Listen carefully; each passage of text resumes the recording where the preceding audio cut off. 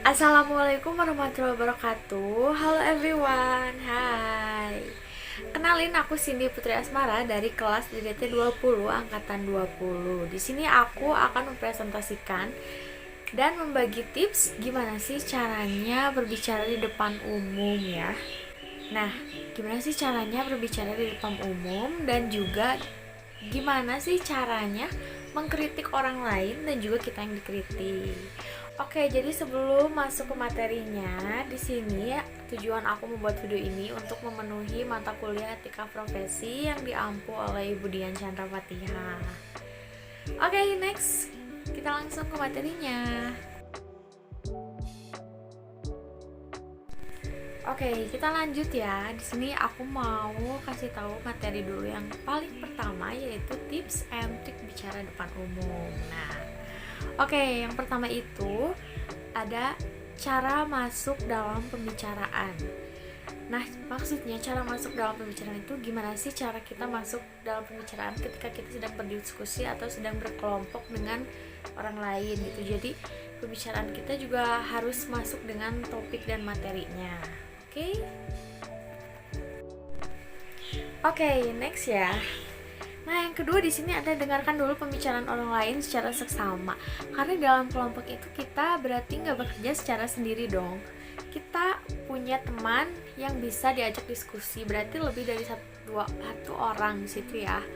Nah, teman-teman di sini ketika sedang berkelompok atau tips bicara di depan umum itu kita harus dengarkan dulu pembicaraan orang lain atau mendengarkan dulu apa yang mereka katakan. Jadi kita juga harus mendengarkan apa orang lain yang dikatakan agar kita juga tahu apa sih persoalan sebenarnya gitu kan. Jadi biar satu sama lain itu nyambung persoalannya.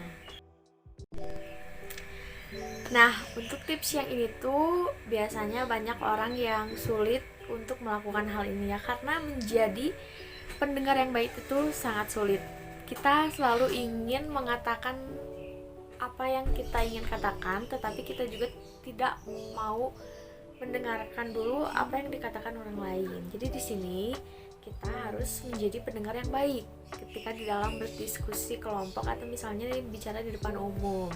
Karena kenapa? Ketika kita mendengarkan bicara dengan baik, kita menjadi tahu posisi kita dan juga di situ jadi kita juga tahu posisi kita dan juga sebenarnya bisa kita mengajukan argumentasi kita. Tapi jika kita diminta untuk mengemukakan pendapat, ketika tidak diminta, kita harus menjadi pendengar yang baik. Kita harus mendengarkan dulu secara seksama.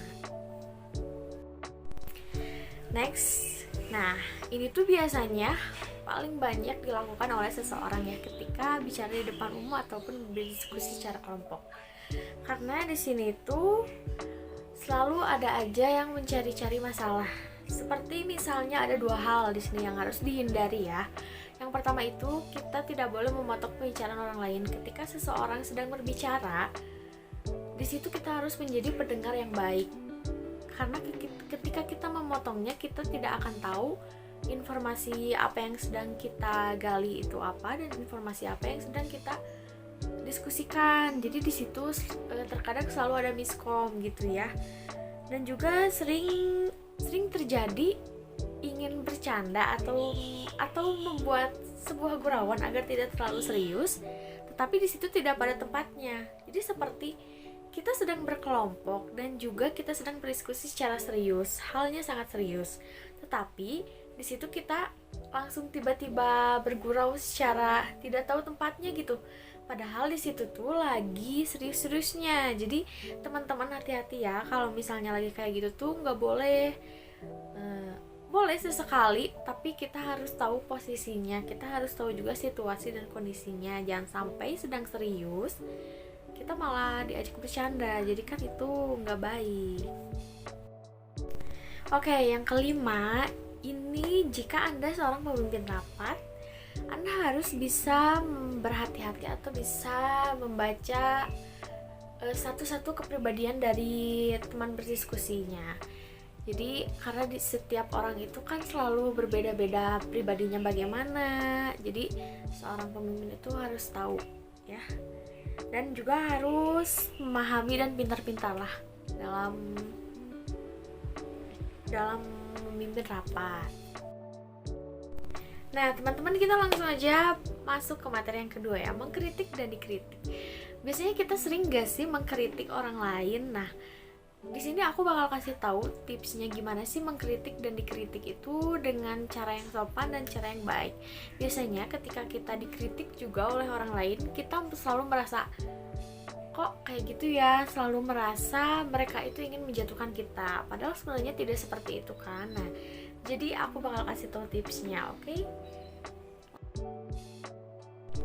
Oke, teman-teman, yang pertama itu ada perhatikan siapa yang akan Anda kritik. Jadi kenapa sih kita harus perhatiin? Karena kita itu misalnya mengkritik sesama teman itu mungkin tidak masalah ya teman-teman. Memakai bahasa sehari-hari yang digunakan, memakai bahasa seperti ke teman itu tidak masalah. Tapi ketika kita melakukan kritik kepada orang yang lebih tua daripada kita, atau misalnya orang yang lebih muda daripada kita, kita harus berhati-hati dalam mengucapkannya. Kita harus tahu posisi gitu ya teman-teman. Jadi ketika kita mengucapkan kepada yang lebih tua, kita harus tahu juga attitude kita, bagaimana kita tahu posisi kita agar tidak terjadi kesalahpahaman.